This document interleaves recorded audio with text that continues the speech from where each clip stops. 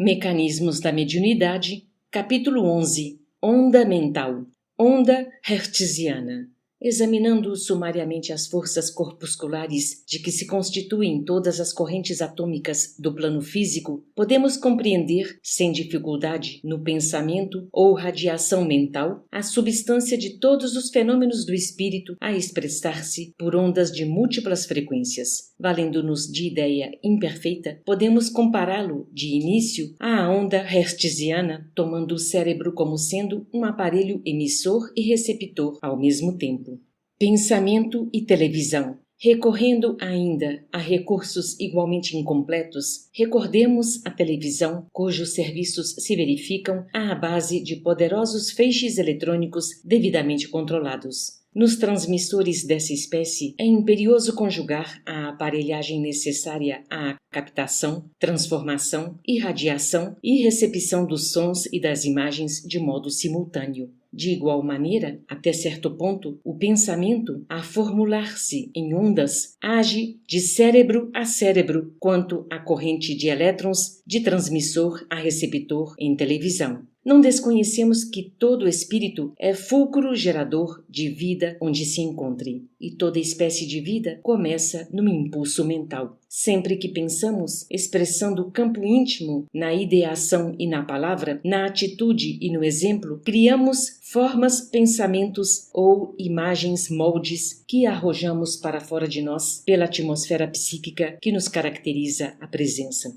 Sobre todos os que nos aceitem o modo de sentir e de ser, consciente ou inconscientemente, atuamos à maneira do hipnotizador sobre o hipnotizado, verificando-se o inverso toda vez que aderimos ao modo de ser e de sentir dos outros. O campo espiritual de quem sugestiona gera, no âmbito da própria imaginação, os esboços ou planos que se propõe exteriorizar, assemelhando-se então à câmara de imagens do transmissor vulgar, em que o iconoscópio, com o jogo de lentes adequadas, focaliza a cena sobre a face sensível do mosaico que existe numa das extremidades dele mesmo, iconoscópio, ao passo que um dispositivo explorador situado na outra extremidade, fornece um feixe tênue de elétrons ou raio explorador que percorre toda a superfície do mosaico. Quando o raio explorador alcança a superfície do mosaico, desprende-se deste uma corrente elétrica de potência proporcional à luminosidade da região que está atravessando e, compreendendo-se que a maior ou menor luminosidade dos pontos diversos do mosaico equivale à imagem sobre ele mesmo refletida, perceberemos com facilidade que as variações de intensidade da corrente fornecida pelo mosaico equivalem à metamorfose das cenas em eletricidade, variações que respondem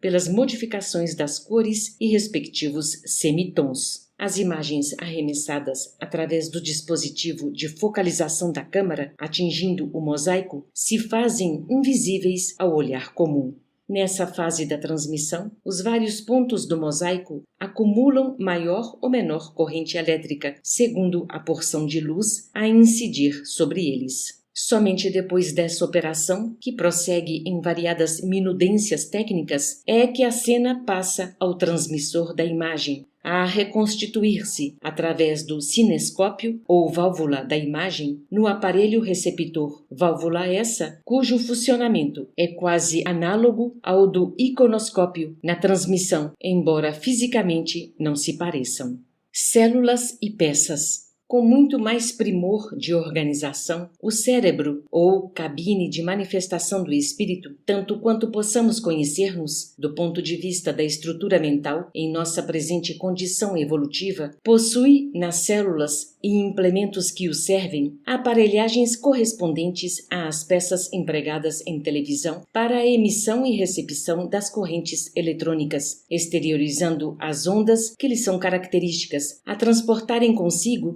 estímulos, imagens, vozes, cores, palavras e sinais múltiplos através de vias aferentes e eferentes nas faixas de sintonia natural. As válvulas, câmaras, antenas e tubos destinados à emissão dos elétrons, ao controle dos elétrons emitidos, à formação dos feixes corpusculares e respectiva deflexão vertical e horizontal, e a operações outras para que o mosaico ou o espelho elétrico forneça os sinais de vídeo equivalentes à metamorfose da cena em corrente elétrica e para que a tela fluorescente converta de novo os sinais de vídeo na própria cena óptica a exprimir-se nos quadros televisionados, configuram-se, admiravelmente, nos recursos sensíveis do cérebro, sistema nervoso, plexos e glândulas endócrinas, enriquecidos de outros elementos sensoriais no veículo físico e psicossomático, cabendo-nos ainda acentuar que a nossa comparação peca demasiado pela pobreza conceptual, porquanto, em televisão, na atualidade, há conjuntos distintos para emissão e recepção, quando o espírito, na engrenagem individual do cérebro, conta com recursos avançados para serviços de emissão e recepção simultâneos.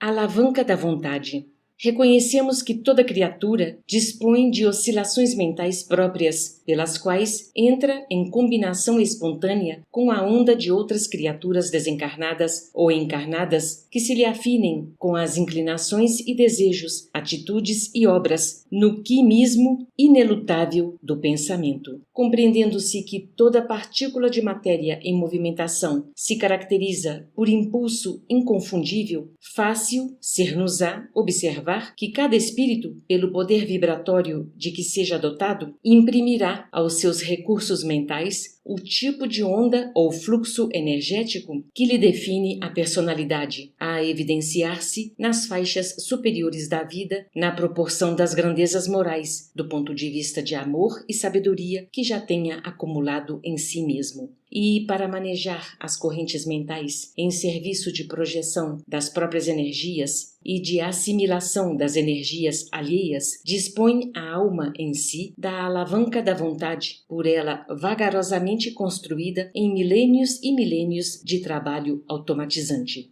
A princípio, adstrita aos círculos angustos do primitivismo, a vontade, agarrada ao instinto de preservação, faz do espírito um inveterado monomaníaco do prazer inferior. Avançando pelo terreno inicial da experiência, aparece o ser humano, qual molusco inteligente, sempre disposto a fechar o circuito das próprias oscilações mentais sobre si mesmo, em monoideísmo intermitente. Vontade e aperfeiçoamento. A memória e a imaginação, ainda curtas, limitam a volição do ser humano à simples tendência que, no fundo, é aspecto primário da faculdade de decidir. Ele mesmo opera a retração da onda mental que o personaliza, repelindo as vibrações que o inclinem ao burilamento sempre difícil e à expansão sempre laboriosa para deter-se no reino afetivo das vibrações que o atraem, onde encontra os mesmos tipos de onda dos que se lhe assemelham, capazes de entreter-lhe a egolatria no gregarismo das longas simbioses em repetidas reencarnações de aprendizagem.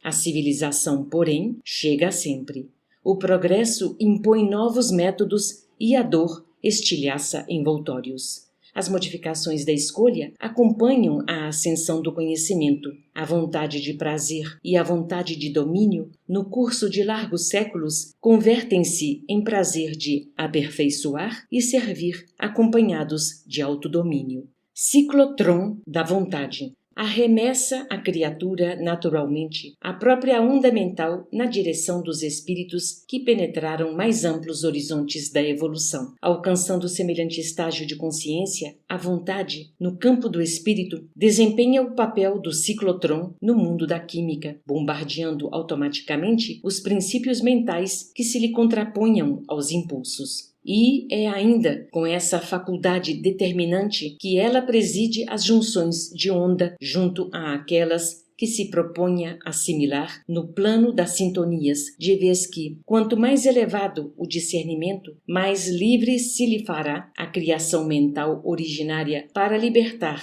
e aprisionar, enriquecer e sublimar, agravar os males ou acrescentar os próprios bens na esfera do destino.